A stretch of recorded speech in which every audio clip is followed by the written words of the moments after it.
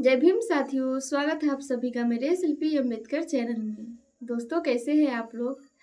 आशा करते हैं कि आप लोग अच्छे होंगे और स्वस्थ होंगे।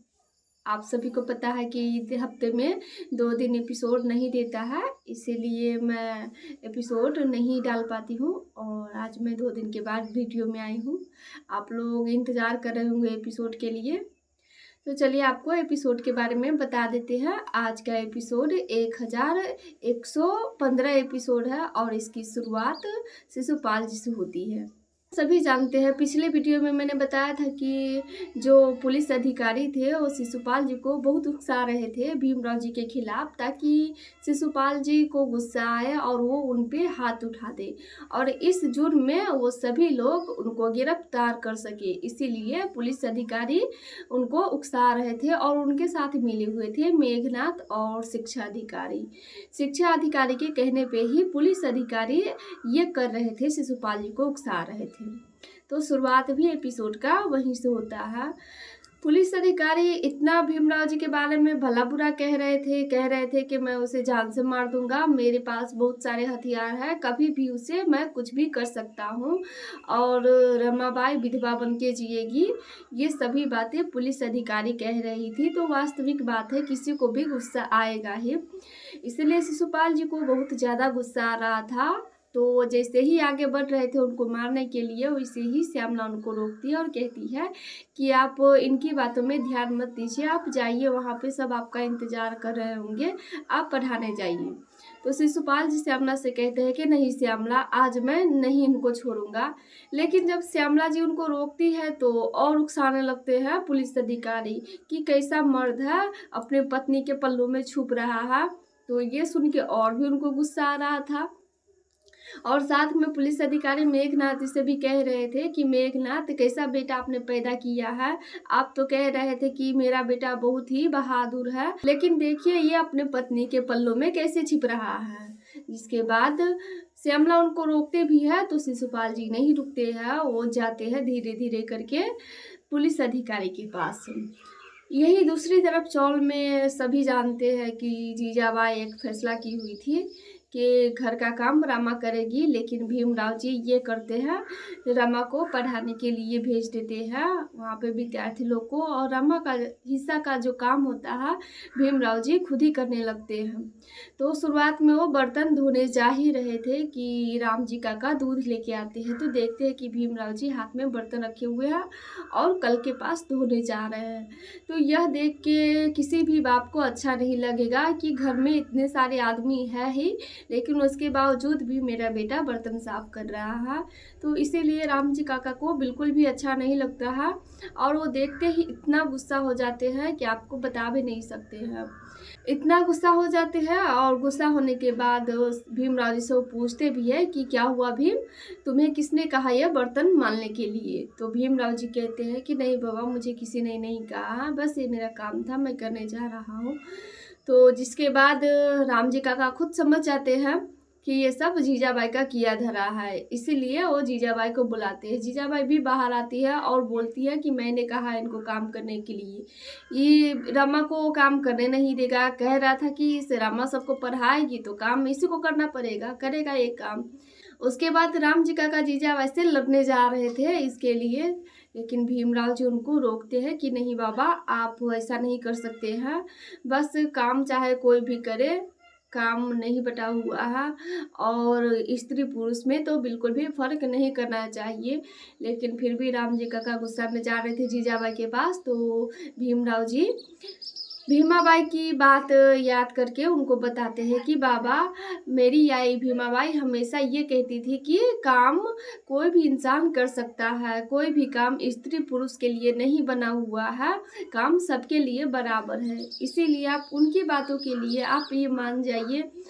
और क्या बाबा, आप ही यही मानते हैं कि ये काम बस महिला ही कर सकती है, पुरुष नहीं? तो उसके बाद भी राम जी काका बहुत ज़्यादा गुस्सा थे कि नहीं, ये सब सही नहीं हो रहा। लेकिन भीमराव जी के कहने पे वो जीजाबाई से लड़ते नहीं हैं और दूध देके सभी से कहते हैं कि चाय बना देने के लिए सभी के लिए, और वो चौल के बाहर जाके बैठ जाते हैं। लेकिन हाँ दोस्तों, राम जी काका को इतना गुस्सा आता है कि वो सारा बर्तन ज़मीन पे गिरा देते हैं। देखते ही सारा बर्तन जो होता है भीमराव जी हाथ में लिए हुए तो सभी नीचे गिरा देते हैं। तो उनके जाने के बाद भीमराव जी सारा बर्तन को उठा करके धोने जाते हैं, लेकिन उस समय वहाँ पे शिशुपाल जी भी आ जाते हैं और देखते हैं कि भीमराव जी बर्तन धोने जा रहे हैं, लेकिन वो भी कुछ कर नहीं सकते हैं। उसके बाद शिशुपाल जी आके अपने विद्यार्थी को पढ़ाने लगते हैं और रमा अपने विद्यार्थी को पढ़ाने लगती है। रमा अपने विद्यार्थी को पढ़ा रही थी, लेकिन पूरा ध्यान उनका भीमराव जी पे था, क्योंकि भीमराव जी उनके सामने ही बर्तन मान रहे थे। आप सभी जानते हैं कि चौल में ही बाहर में कल हला हुआ था, तो वहीं पे भीमराव जी बर्तन धो रहे थे और ये देख देख के रमा को बिल्कुल भी अच्छा नहीं लग रहा था। और रमा के साथ उनके जितने भी विद्यार्थी थे वो भी समझ रहे थे कि रमा को कितनी तकलीफ हो रही है भीमराव जी को बर्तन धोते हुए देख के। वहीं दूसरी तरफ शिशुपाल जी पुलिस अधिकारी के पास पहुंच जाते हैं और वहां पे जाने के बाद भी पुलिस अधिकारी उनको फिर उकसा रहे थे। तो जैसे ही हाथ उठाने वाले थे शिशुपाल जी, वैसे ही वहाँ पे श्यामला जाके रोकती है, लेकिन इस बार शिशुपाल जी नहीं रुकते हैं, उनको जाके मारने ही वाले थे लेकिन मारते नहीं हैं, उनको गले लगा लेते हैं। ऐसे लगते रहता है कि वो मारेंगे, लेकिन उन पे हाथ नहीं उठाते हैं पुलिस अधिकारी पे, वो जाके उनको गले लगाते हैं। तो यह देख के शिक्षा अधिकारी भी एकदम हैरान हो जाते हैं और मेघनाथ भी हैरान हो जाते हैं। जिसके बाद शिशुपाल जी उनको बताते हैं कि आप सबकी यही योजना थी ना कि आप लोग मेरे भीमराव के खिलाफ हमको उकसाएंगे और मैं आप पे हाथ उठाऊंगा और इस जुर्म में आप मुझे गिरफ्तार करेंगी।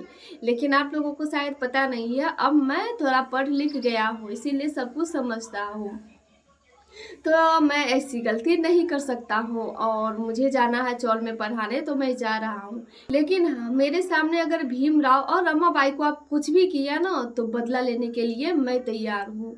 मैं अपने तरीके से आप लोगों से बदला लूँगा। इतना करके शिशुपाल जी वहाँ से चले जाते हैं और उनके साथ श्यामला भी चली जाती है काम ढूंढने के लिए। आने के बाद शिक्षा अधिकारी ये कह रहे थे कि ये योजना भी सफल नहीं हुई और ऐसे में तो वो सभी लोग पास कर जाएंगे, मुझे कुछ और सोचना होगा। मेघनाथ कहते हैं कि तो आप बताइए अब क्या रास्ता है। तो शिक्षा अधिकारी कहते हैं कि चलिए चाय पीते पीते हम योजना बनाते हैं कि हम लोगों को क्या करना चाहिए। यही दूसरी तरफ चौल में जब भीमराव जी बर्तन धो देते हैं तो जीजाबाई इस बर्तन को देख रही थी। बर्तन खूब अच्छा से धुला हुआ था, तो यह देख के जीजाबाई कह रही थी कि अरे वाह, भीमराव तो बहुत अच्छा ही बर्तन धोया है। तो वहीं पे खरी करुणा कह रही थी कि भीमाबाई ने इसको अच्छा से सिखा दिया होगा। तो वहाँ उसी समय वहाँ पे बुआ आती है और करुणा से कहती है कि करुणा थोड़ा ढंग से बात करो और ढंग से नाम लो, क्योंकि वो तुम्हारी असली सास थी। तो यह सुन के जीजाबाई को बुरा लग जाता है, वो कहने लगती है कि क्या मैं नकली सास हूँ, आप कहना क्या चाहती है। उसी समय वहाँ पे भीमराव जी आते हैं और पूछते हैं कि अब आगे बताइए मुझे क्या करना होगा।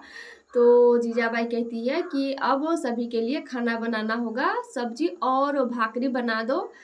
तो यह सुनने के बाद बुआ कहती है कि तुम लोग जानबूझ के ये कर रही हो, ठीक नहीं कर रही हो। तुम सभी को पता है कि भाकरी बनाने में समय लगेगा और तुम ये भीमराव को जानबूझ के बता रही हो। तो जिसके बाद करुणा कहने लगती है कि बुआ, भीमाबाई ने यानी कि मेरी असली सास ने भीमराव को तो सिखाया होगा भाकरी बनाना, तो इनको बनाने दीजिए, आप चलिए बाहर।